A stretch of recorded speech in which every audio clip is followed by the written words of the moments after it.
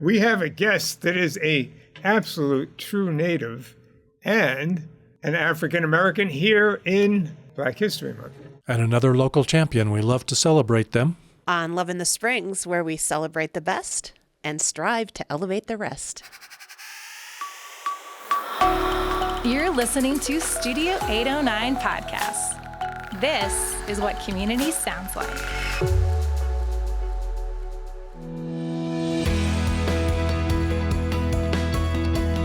Hi, I'm Dave Gardner. I'm Carrie Simison. And I'm Al Brody, coming from sunny Patrick Shores of Florida. We're coming to you from the beautiful community podcast studio of Studio 809 Podcasts at the Next Us, which is a lovely co-working. Co-working doesn't even do it justice. It's really got a great vibe. It's a beautiful building in the north end of downtown Colorado Springs. That's a thriving environment for entrepreneurs and solo artists, healers, and podcasters. A real center of innovation. Yeah. And inspiration. Yeah, we love being here. Wow, well, this is going to be a pretty exciting episode. We're going to be talking about Black History Month and a few other things with a guest that we haven't had join us before, Chauncy Johnson. Thanks for joining us. Of course. Thank you guys for having me. I really appreciate it.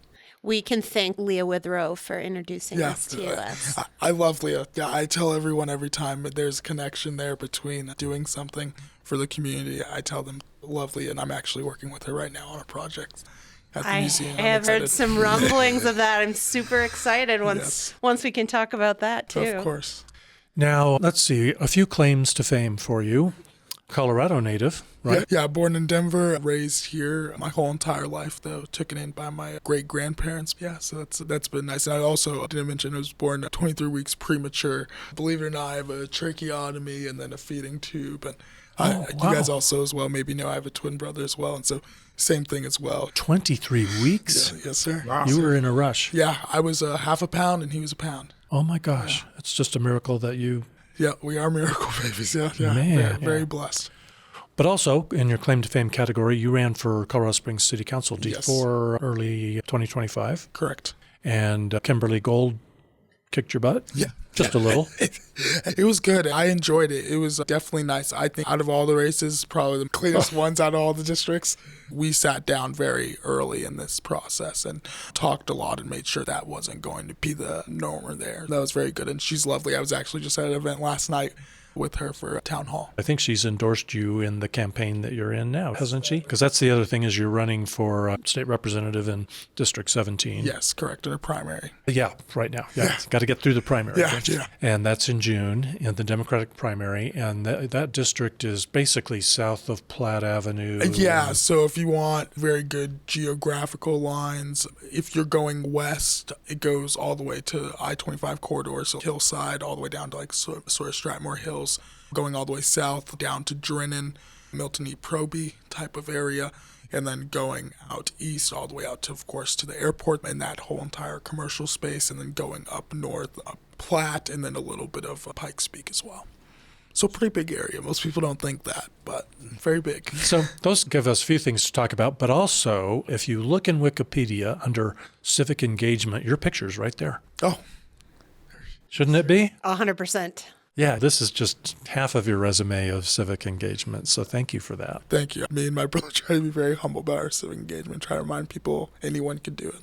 So Chauncy, where did that start? What drives you to do this? Me and my brother talk about it a lot. I think it starts with our grandparents, especially my great-grandmother. I really gave that to her. She started this thing called the John Adams Neighborhood Council when we were younger and when we were kids, and just doing that and doing a lot of block walk neighborhoods. We actually were reminiscing, and there was a article that we were reading about how she got a block grant for our neighborhood to help out and do some things. Just that group that she had. She would always take us as kids. Now, whether we wanted to go as younger kids, that's a whole different story. But we definitely did attend. But I think it made us more aware and conscious about what's going on around us. And they've always been very good at allowing us to be curious and always ask questions. And my grandfather always tells me, especially with the political stuff, he's like, what's your why? Why are you doing this? I think that's the most important reason to gravitate people to what you're doing. And that's a little bit of my inspiration also as well. My brother being a twin, that helps you. You also have competitiveness, but you also have a reason to push each other as well. And he does a very good job at always keeping me inspired and pushing me as well and telling me to say yes to a lot of things I want to say no to sometimes. And let's see, he ran for school board, right? Yes, yeah. And now he's won, and he's one of the youngest public officials in the county, and then also as well one of the youngest on the school board in D11. And that's another thing. You're pretty darn young, aren't you? Yeah, 26. We just had our birthday in January on the 23rd. Blessed to see another year, and yeah, it's amazing. Sometimes it seems, do we have a life as young people? But we're watching all our friends get married, have kids, and stuff like that. But I think we also do enjoy the work that we do because we are making it better, not only for the present people that are with us today, but also for ourselves and for our kids and for our friends that do have kids or maybe just want them in the future. But no time for Tinder. Yeah, no time for that, unfortunately. No, I tell a lot of people, everyone asks that for some odd reason, actually, Dave. They're like, what's your status? I'm like, very much single. I don't have time for that, and I also don't want to put someone through that. But you know what? I think you're doing the things that are the best way to meet a romantic interest or a mate. Yeah, I do think so. I do. Me and my brother joke sometimes looking for the Michelle Obama or the Barack Obama of my life, but that's maybe sometime in some other lifetime. Well, when you meet them doing what you do, at least they're invested in the same speed of life and in That's the right. same kind of things that you're interested in. That's doing, right. I so. think that's really important to me, too. I'll sign up for Michelle Obama. I'll take one of those. Yeah. There's one other reason you're here. You're a DEI guest. Well, don't tell Trump that. We want and need your perspective because we want to talk about Black History Month because we're in it. Yep. And we certainly have a valuable perspective that we'll be glad to chime in with, but we really want to hear from you about that. So what is it about for you? For me, it's really deeper, too, I think, because I tell a lot of people, especially with the work that I do, I live with it. You know, I mean, I live with Black history. My grandfather was born in 1930, and my great-grandmother was born in 1929 in North Little Rock, Arkansas.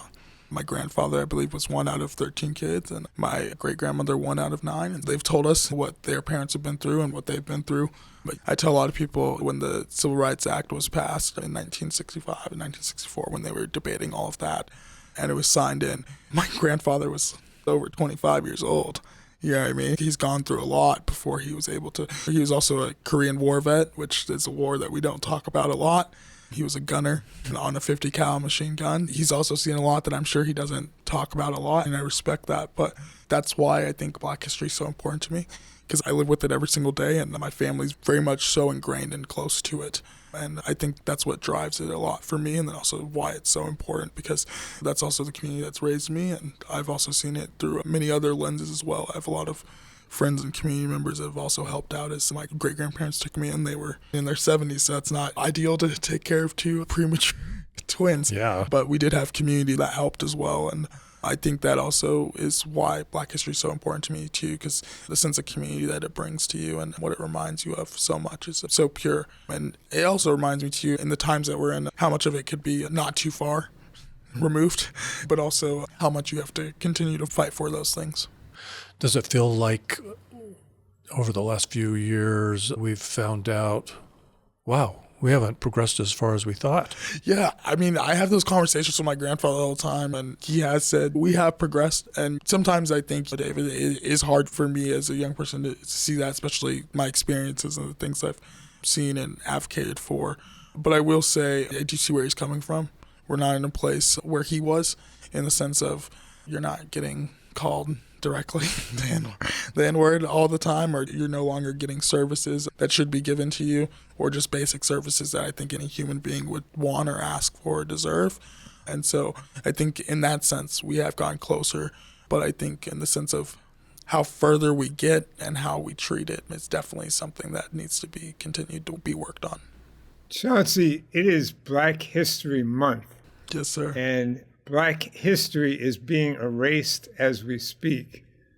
As a young person, because I'm far from 25 or 26, how do you feel when you know that history was captured, it existed, like the Tuskegee Airmen, and it's being erased? And knowing that things that you don't even know are going to be taken out of context, like out of existence. What do you do about that? It's definitely tough, but one thing that I do try to tell people to do is just continue to try to educate yourself outside of the environment you already currently have. I think that's really important. Also, one thing that me and my brother did too is we say this really interesting because didn't finish, but I was a history major when I was at UCCS, and we said it's not what you know, it's about what you do with the knowledge that you do know. And I think that's so important because a lot of people don't know, and I also believe that we're learning every day. I continue to learn every day. I don't have all the answers, even though the accolades and the resume might seem nice, but I also don't have all the answers either. Nobody does. Yeah, yes, sir. But I think the more that we have the conversations with each other and continue to be more out front about what is actually really going on, the more I think we could shed light on what's actually happening. But I also do think there has to be a vigorous appetite for people to go out there and be very against what's going on right now and speak truth to power and say, hey, I don't believe this is true. And I have proof of that. For example, I also think storytelling is a very huge example, i.e. my grandparents, my great-grandparents, having to be able to have the opportunity for maybe not to lecture someone on some history, but to tell them like, hey, here are my grandparents, my great-grandfather, 96 years old. He could tell you what he's been through. And then you could also see that maybe, yes, it's not at the degree in which it happened to him, but there are parallels that are happening in society right now today that echo some of the chambers that continue to echo from that system that was demoralizing him and a lot of other people that continue to have the skin color as me and many others. Is there something that we've erased in Colorado Springs? Yeah, I think going full circle too, working on this project with Leah, as you mentioned, and especially being the 150th anniversary here, I think we've lost locally about what Black history was here. I think, for example, a lot of downtown and the Conejos neighborhood that got gentrified and literally wiped away of the Latino and the Latin community. And as well, the Black community here had a very huge presence in downtown, and it was wiped away and gentrified and then de-blighted. That is what I think we're missing locally, is talking about some of the things that has happened in the past here. And I'm glad that we're working on this project with Leah, because I think, especially it being the 250th anniversary of the country and then 150th anniversary of the state, I think it's really important to talk about how much Black people have given to the locality of Colorado Springs and to Colorado. For example, a lot of people don't know General Palmer, the person that founded Colorado Springs that we talk about all the time and glorify sometimes. His right-hand man was a Black man that he trusted very much, and we don't talk a lot about that. A lot of people don't know that. Yeah. And that was through, of course, doing my work with the project with Leah. They gave us books and assigned them to us. I wish I would have brought my backpack because I could have showed it to you guys. But it has stories about how a lot of the Black history that we've had throughout Colorado Springs. And it mentions the gentleman, and such a right-hand man that sometimes was questioned by his own family because the man was loyal to General Palmer and doing the work of building this great American city, shining brightly and everything like that, that, sometimes you screw it. You know what I mean? I got to do what the boss man said. And so, but that, again, that also speaks to some tropes that systematically have happened in life and society, especially through Black history, that we don't talk about today or we shy away from talking about. And I think that's really important. So yeah, even the Unity Coalition, which was created as well here in Colorado Springs, which was a lot of Black individuals and community organizations that helped to see fit that a lot of Black people get the rights that they weren't getting and deserve. There was actually a case that I did a study on during this project. In the 1970s, there was a gentleman, I think he was an African Studies professor at DU, and he was coming down to Canyon City to one of the state prisons to teach about civil disobedience and then also just civil rights and things like that and educating the young men in that penitentiary. And coming back from that trip with his students, he stopped at a gas station here in Colorado Springs, actually not too far on Nevada, South Nevada. The gentleman walked in to get gas and he paid with his card because they had state issued cards that you could pay for gas and stuff. Uh-huh. And the gentleman gave him the card, and the serviceman was white, and he took the card and he didn't believe that it was legit. And so there ended up being a whole argument, scuffle situation.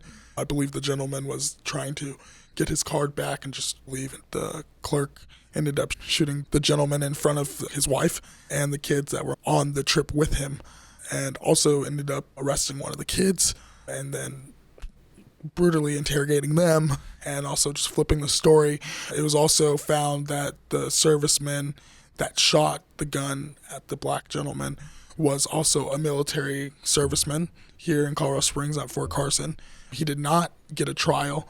They ended up doing a grand jury, which I also think that from a systematic standpoint that I have always not liked that happens to a lot of black people. Indictments is grand juries do seem to be the way that people want to go. And what a lot of people don't know about a grand jury is you don't get a defense attorney in a grand jury, let alone you don't even know that a grand jury is even indicting you until you're indicted. Yeah. Those are some things that I think have systematically been used not only to target black people, but very marginalized groups in the wake of what's happening right now. I think the legal system right now is that we're seeing Donald Trump personally do, I'm not afraid to say his name, we're seeing him do it left and right with a lot of people. I mean, we saw it with the black congresswoman who was just trying to see ICE detainees and ensure that her constituents were okay.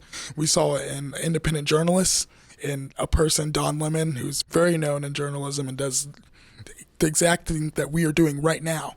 And those are very scary things and tactics that are being used.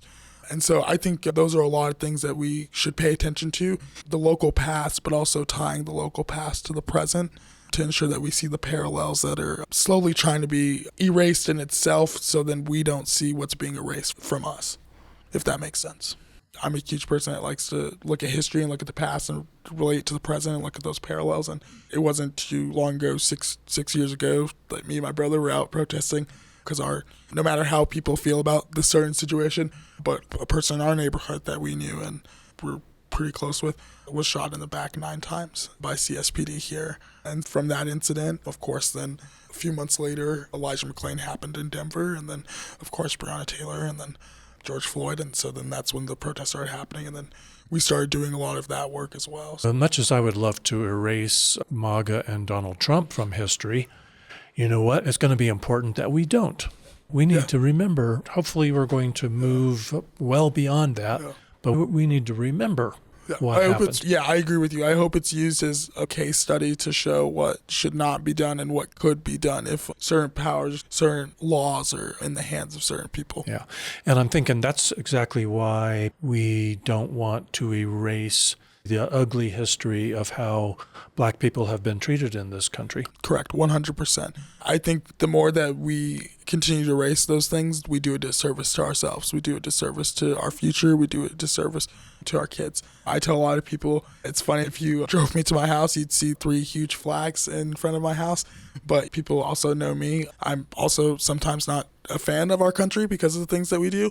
But it's also, I think it's the most patriotic thing to also be able to question your country and be able to criticize it and be able to articulate it in a way into where you think it wants to be better. I think that is also patriotism as well, because I think that also gets lost too. Being able to call out the misgivings of our country and the still misgivings of our country and the things that are being erased is still patriotic.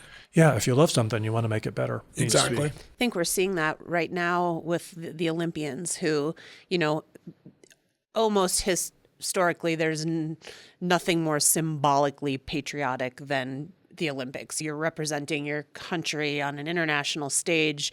You're the cream of the crop, the best of the best.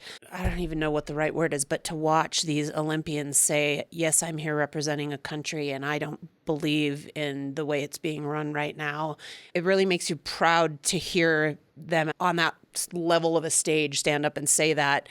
And then it's really heartbreaking to then hear the way they're being treated by the president, to have him call them out as, losers and tell them they shouldn't even be on the team because they're exercising their freedom of speech. Yeah, it's really shameful. I was just having a conversation with someone about this the other day when it comes to sports and Donald Trump and him playing in that and everything like that. One, to the Olympic point, I commend them. There was a Ukrainian bobsledder who the ICU just says, hey, you can't race anymore. It was his helmet, right? Yeah, it was his helmet. I think soldiers that died in the war, but also to black history. I think, what it does a disservice too is we have a lot of incredible athletes from America who are black, who are doing a lot of great things for our country.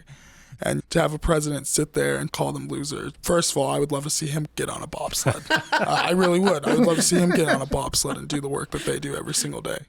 But also at the same time, it does a disservice to ask ourselves, do we even want to be in sports anymore? Do we want to do this work? And also you have to remind yourself too, the sports we watch, the basketball, the football, half the athletes are black. Most of all the athletes in the NFL and the NBA are black people. Yeah. Now, even if they're not American or black, those are things that I think is really important, and they do such an amazing job to the point where they're winning gold medals. They came out of poverty and now they're winning Super Bowls, They're winning NBA championships. They're making our economy what it is. And and especially what's happening with ICE right now, it's so despicable. There's been this huge debate within the black community. Do we participate? Do we go out there? How much is this our fight? And I try to remind people everything's our fight. Even with the things that are happening in Gaza, I remind people, I was watching Mr. Coates, who wrote a book about Palestine when he was visiting there. I apologize for forgetting his first name. A very good intellectual gentleman, and I was listening to his story about when he was visiting Gaza, and because of his certain religion and also color of skin, he couldn't walk on certain sides of the street or couldn't pass certain places. And I was like, if anyone heard that would remind them of the 1960s here or 1950s here. Yeah. And no one should ever feel that way. Yeah. Especially when apparently we are the country that has said we've came so far. And if we can't acknowledge things like that, then we do a very disservice not only to our future, but to ourselves. And we're seeing Donald Trump use black people right now. He literally sent ICE to Minnesota because Somalian people look like me. He doesn't want to tell black people that he doesn't like black people. He just doesn't want to say it. But what he will do is he'll tell you that by making sure that someone that looks exactly like you suffers. You know what I mean? So then you could say, okay, can that be me? Or try to put you in line to say, no, don't do anything. Don't do anything. The more that we sit down and continue to not be a part of the fight, the more I believe personally that we will end up getting lost in it as well. And not only lost in it, probably erased in it. Now, we try not to be too overtly political on this podcast. If you listen to this episode, though, you'd think, wow, these guys are politically out there. But you know what? We're defenders and promoters of love and compassion and respect. And that makes it hard not to have the conversation. I really do think the times that we're in, and also the black history that's happening right now, and just right now currently in America, we're seeing the first ever black woman in the Olympics on the women's hockey team, Miss Edwards. And we're seeing a lot of great things happen, but unfortunately, because this administration and people that continue to enable this administration, whether that's locally, state level, or nationally, we don't get to enjoy our month because of the unfortunate things that this president continues to do. And it's sad. Unfortunately, the thing that he did with the Obamas, which I mean, that was despicable and unfortunate and just sickens me. But that's not only a distraction to what our month is and to what we're trying to celebrate, but also to a lot of other things that are happening to this country that are also affecting our month as well. To your point, I think it is true. As much as you want to try to stray away from it, even if for me, someone like me, that's, politics is like something I do a lot in my environment, but also I'm a person too. I want a life. And so there are times where I don't want to talk about that, but it's hard. You know what I mean? And also you feel more and more, just as a human being, it is your obligation to speak out and stand up for these things, because if not, then what are you doing? Right. And where are you a part of history when everything is said and done? How's our community doing with Black History Month? I think it's doing pretty good. One, we have the first ever Black and Asian woman in Kimberly Gold, who's our councilwoman, so I'm excited for that. I think we're doing well, but I also do think there's a lot more that needs to happen. For example, we saw the Juneteenth, what happened with the funding and all of that stuff, and I had to end up being in the middle of the mall and the park. And so, yeah, for someone that maybe isn't familiar with that, can you give us the brief version of that? Yeah, our LART funding, so our lodging and rental tax, when people come visit Colorado Springs, their hotel and their tax money, and when they rent their cars and stuff, all that goes into a little fund that helps fund some programs and things that we do in our community. And some of those are like Fetchers Patris, which is our Latino and Latin community event, and also Juneteenth, which is of course our huge Black history event that we do here, and a lot of other events that the city would like to put on to just show culturally that we stand with a lot of people, and just programs in general. Yeah, Balloon Festival was what, exactly. Yeah. Just a lot of good community events that just bring people together culturally and show people our community. And our city in general has had a problem, unfortunately, with its budget. And due to that, some programs weren't getting as much as they did, or were left out completely, which was unfortunate. But because of that, very good group, One Body ENT, who does some organizational work within our community on the southeast side and just all over the community, I would say. They were expecting funding from LART to help out with this project, and because that funding was so low and all the circumstances with the budget and everything, the resources that were given, and also as well maybe it being put in the venue that it is because of the limited resources that were given, it was really unfortunate. But I think that's something that needs to be looked at a little bit more. But I also think, too, we have a really good community, and I think communities came really well together this time. I believe it's going to be at the Penrose Event Center. I want to say it's going to be there, which is... So 2026 Juneteenth festival will happen at Penrose Event Center? Yeah, maybe? Don't quote me, but I think I saw that because I know One Body ENT, they try to roll out things pretty early. Because historically it had been in America the Beautiful Park for a couple years. Yeah, and then the funding, of course, because of LART, and so that's 2025 it moved to the mall. Yep, of course. So I think that's one issue, but I think it's improving. And so to the good part of the point of the community, I think that's the good that's happening in the community, is that community is rallying together to ensure that Black history isn't lost and that Black history is always being told. We had Martin Luther King Jr.'s granddaughter here. She came and spoke, and such an amazing speaker. Very much, me and my brother were like, man, she reminds me of her grandfather so much. Very, very well. And she's doing a very good job for our generation and for the next generation as well, and really speaking truth to power. And one thing that she said is really allowing the young people to sort of lead. And I think that's the one thing that's really good about the community and that I'm seeing, is that we're seeing a lot of allowance of young people to sort of not only take the mantle, but also have mentors and learn and see how the city could grow and evolve, but also take on some of these challenges that we're facing. And it's amazing to see it too. And especially with a lot of the Black history events that have gone on, it's just amazing to see so many different diasporas of thinking and thought and faith as well to come together and just celebrate one another and celebrate what we've done, not only just in this city and this country, but for everyone that you maybe call brother or sister. So it was very nice. Chauncey, you mentioned that you have 3 flags flying in front of your house. What are the 3 flags? Oh, they're just the American flag. They're just your regular old American flag. And then the other question is, we are the Olympic City. Yeah. And we have the Olympic Museum. Yes, which my brother works at. And it is Black History Month. Yep. Is there anything at the museum for Black History Month in the Olympics? That's a good question. My brother actually works at the Olympic Museum on his part-time of not being a school board member. Yeah, and they're probably a little preoccupied. Yeah, they are preoccupied with the Winter Olympics going on. I know they're doing a lot of that stuff, but they do a very good job at trying to allow athletes to come in there. That's one thing that I'll maybe suggest to my brother and ask if they're not doing, if they could look at that a little bit more, set some time for that. In 1968, there was a protest on the podium at the Olympics, and it was a Black protest, the fists in the air. Correct. And you're 26 and you're aware of it. So that was really the question, is, are you aware of it? But you are, so thank you. Yes, sir. History buff by nature, so. Wow. All right, we have to ask this, Chauncey. What is it that you love about the Springs, Manitou and or Colorado Springs? Ooh, that's tough. Oh, I'm glad you gave me Manitou because I could slip in there. I used to work at the Penny Arcade. That was like a summer job for me. Cool. At the little concession stand, so that was nice. I do enjoy that place. I always like going there on nice nights and just enjoying myself. I really do think Manitou is a really good place if you just want to go vibe out and just enjoy yourself. The one thing I do love about Colorado Springs, though, is the community. Community has gotten me to where I am today. It's helped me through so much, you know what I mean? When my grandmother was diagnosed with dementia, and a lot of that stuff, they've helped me out through a lot. So I think community is the most important thing that I love about Colorado Springs. Also as well, the growth potential, I think, is one thing that I really do love, especially as a young person. I think the growth potential is really there. I know a straight demographer and everyone else has said it. It's definitely there. It's just about getting in there. I'm not a big growth buff. But it's okay. Yeah. I understand. Just had to slip that in. Okay, well, that's a good answer, and a different answer than we get frequently. So it is a great answer.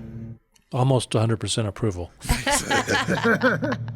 So usually what we do toward the end of the episode is we share little tidbits of community news and events and stuff like that. I wanted to let you know we do have a working partnership with the Pikes Bulletin, speaking of Manitou and their Manitou roots. And frequently their managing editor, Heila Ershadi, pops in to update us on some news things. She couldn't come in today, so she popped by the studio yesterday, and I had a good conversation with her about one of her recent news stories, which is about the Mill Street Community Benefits All Coalition. I'll let her spill the beans and I'll share that conversation with you guys. And that's not fair to you, Chauncy, because you don't know anything about that unless you read that story. Well, yeah, I know. Well, you probably do know some something people. about that. Yeah, I do know some people that are working in that organization, diaspora, and also as well, I do know that community benefit agreements is something that I hugely support, and I think it should be a rule as we're continuing to develop in the city. But I know that the printer's home is also being dubbed as a project for new building. They would also do a community benefit agreement. So if that group is out there and would like to talk to us, we would love to really get that started. Yeah, this is right in your wheelhouse. Yeah. That's good. I'm glad they're doing that. The Mill Street definitely needs that. Okay, Heila, what kind of news have you got for us today? Well, I wanted to give listeners an update on a story that we talked about some weeks ago about the Mill Street Community Benefits All Coalition. The group is concerned about a proposed development by Norwood Development Group for a luxury hotel near the Mill Street neighborhood, which is on the south end of downtown. Previously, the group went to the library district because this project is under the Colorado Springs Urban Renewal Authority and would utilize tax increment financing, which the library also does. So anytime there's a new entity that uses this funding, the other entities have to sign off on it. The coalition went in front of the library and asked them to hold off on a vote until Norwood came and talked to the group about how to minimize the potential impacts to the neighborhood that they're concerned about, namely rising property values that increase rents and push out existing and long-time residents. Essentially, they're concerned about gentrification. Yeah. Now, there had been conversations between the group and Norwood.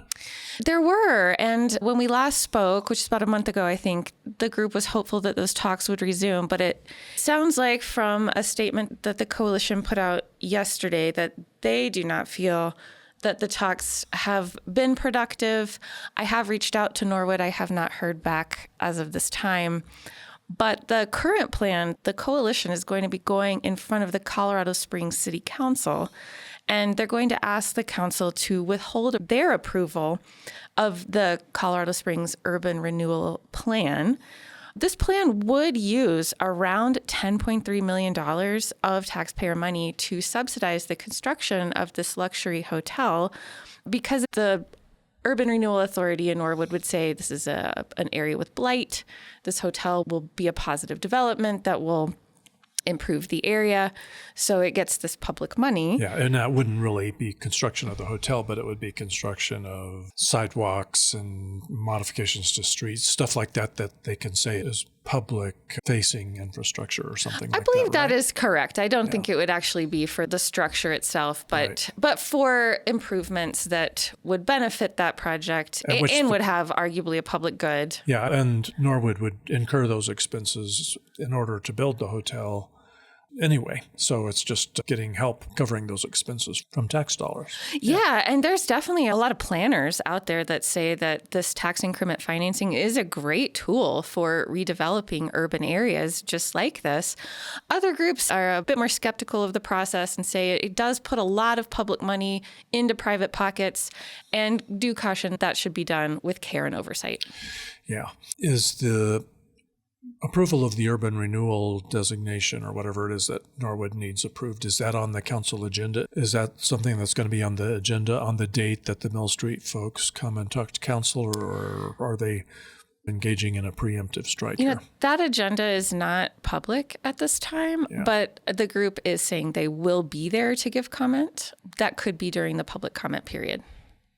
Do they think there is some way that affordable housing like they have in that neighborhood today can really survive the ongoing development that's happening in the south end of downtown? Is there really some hope for that not to just ultimately be swept away?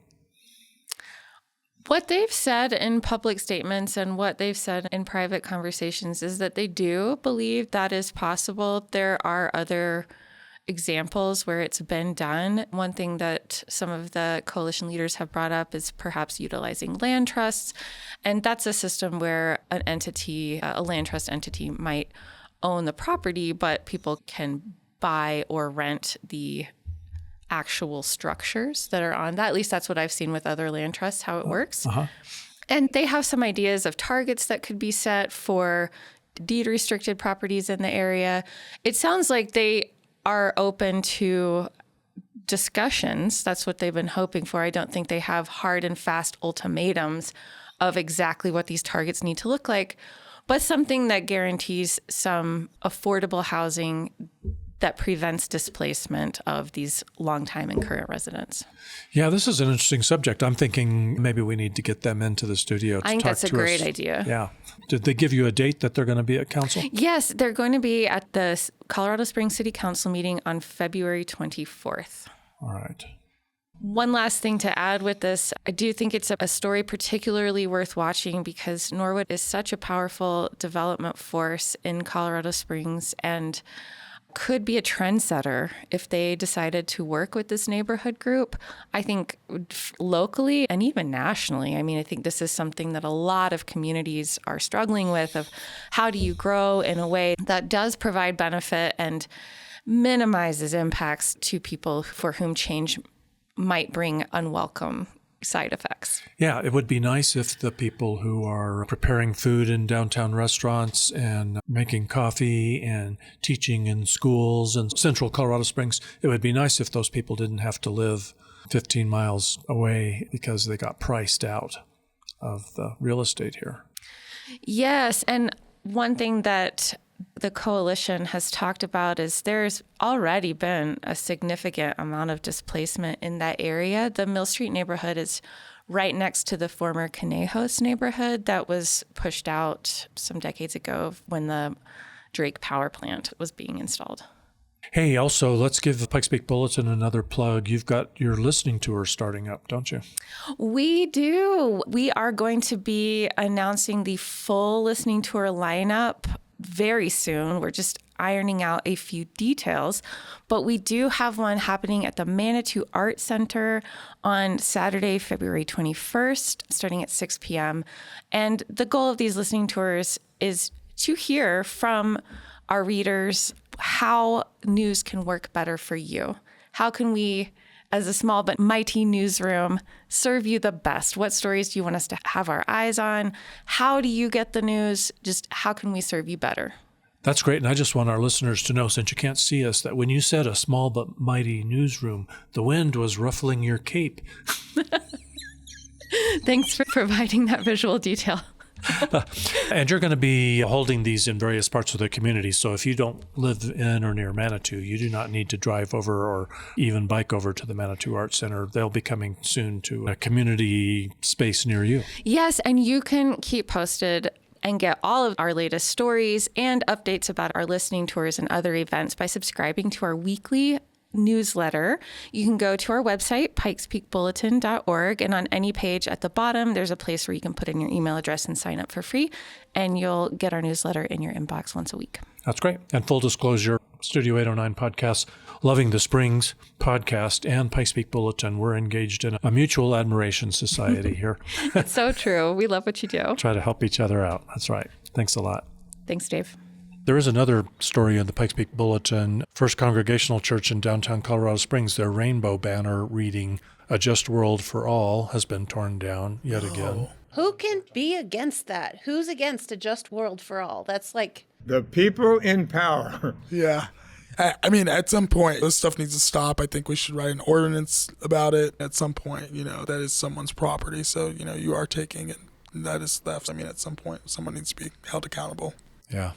Al, you had another news item. This isn't good news, but it is real news, so Yeah. I think it's worth speaking of. El Paso County had the highest number of impaired driving deaths in the state for 2025.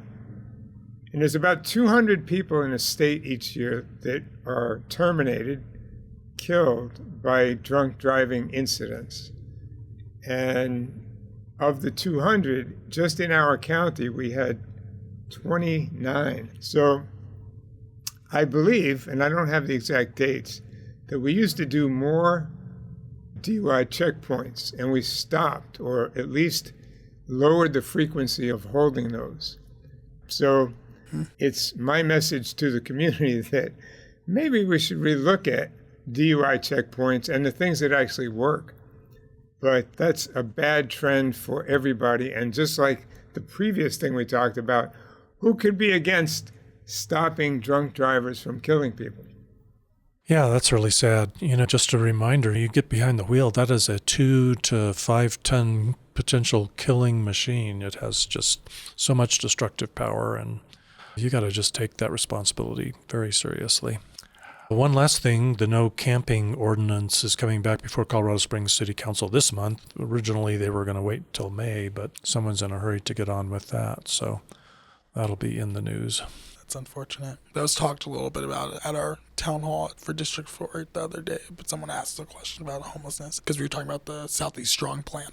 So that was talked about, and it's unfortunate to see that's being brought up again for my personal wheelhouse, but I also don't think that these problems will be solved by just one officer, just one-stop issues, but I'm at least glad it's on their radar. Unfortunate that it's in the wrong direction and scope, in my opinion, but I'm at least glad that it's on their radar. No easy answers there. You got any good news for us, Gary? We'll have to try harder next time. Well, there's good news that we have this 26-year-old man who has already in his life done more as a civic engagement champion than I think more than I have. He's definitely ahead of both of us. Yes. Yeah, that's exciting, and that portends a lot for the future. So, Chauncy, thanks for that. And if people want to learn more about your house race, where do they go? Yeah, they could go to Chauncy, Chauncy Johnson, for FORHD17.com. I will put a link in the show notes for that. What else? Anything else that you want people to know about to follow you? Just know that the resume sounds nice and it sounds glamorous, but I'm sure Dave knows me. I'm a very humble person, and just know that this work is not done alone. It takes everyone to do it. You could do it too. It just takes a little bit of action. A share is not cost anything. It's free. It doesn't hurt to help your neighbor. It doesn't hurt to help anyone that you feel is in need.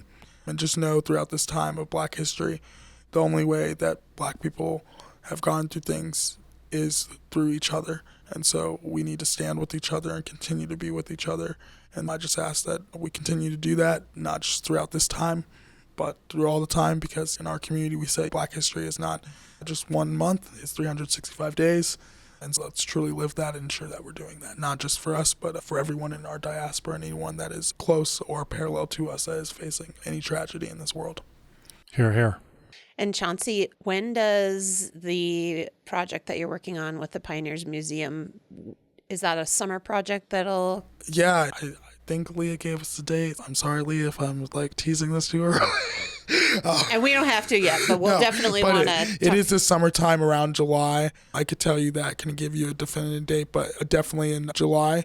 We're really excited for the project. I'm excited to be working on it. It's a huge project with a lot of people. I'm excited to be on it. I'm excited to reflect on our 250th anniversary of our country, 150th of our state. I hope people go in there asking questions, and I hope people go out asking questions as well of how we could become better in the next 250 years and 150 years that we're asking for. Awesome. So that's enough of a tease to have people looking forward to July without giving anything away. Oh, yeah. And if you come to the museum, I'm telling you, you'll love it. A lot of people put their time and effort in this project on top of the lives that they already have. And it's just an amazing project, and I think truly a reflection on what we could do for our community even better.